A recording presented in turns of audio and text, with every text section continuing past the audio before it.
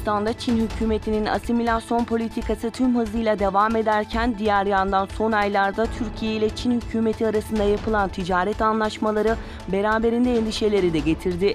Geçtiğimiz haftalarda 11 Uygur Türk'ünün Atatürk Havalimanı'nda tutulmasının ardından serbest bırakılması endişeleri yatıştırmıştı. Ayrıca tutuklanan Sincan Üniversitesi mezunu Perhat Can Gafur'un geri iade edilme merkezine götürüldüğü ancak Çin'e iade etmeme kararı çıktığı bildirildi.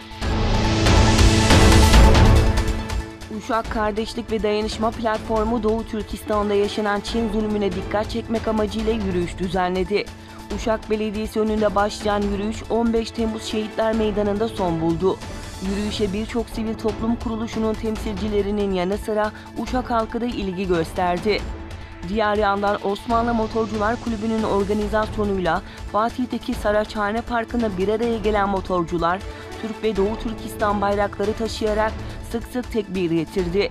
Ayrıca MHP Malatya Kadın Kolları İl Başkanı Selma Çiçek ve yönetimi Doğu Türkistan'daki Türklere yapılan zulme dikkat çekmek amacıyla resim sergisi açtı.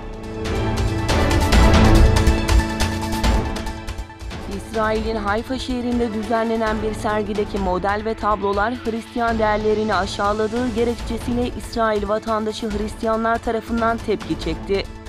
İsrail'in kuzeyindeki Hayfa kentinde bulunan Hayfa Müzesi'nde kutsal eşyalar başlığıyla tüketim eleştirisi yapan sergide sergilenen model ve tablolar kentte yaşayan İsrail vatandaşı Filistinli Hristiyanları öfkelendirdi. Orta Asya Hindistan Diyaloğu Dışişleri Bakanları toplantısı Özbekistan'ın tarihi Semerkant şehrinde düzenlendi.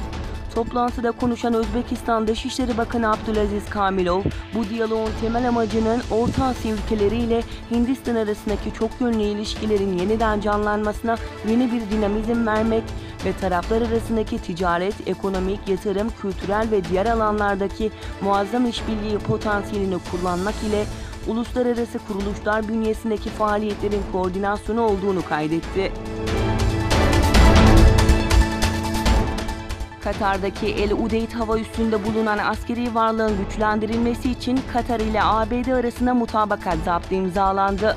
Katar Dışişleri Bakanı Muhammed bin Abdurrahman Al Thani ile Orta Doğu turu kapsamında Katar'a gelen ABD'li mevkidaşı Mike Pompeo, ikinci ABD-Katar Stratejik Diyalog toplantısının ardından ortak basın toplantısı düzenledi.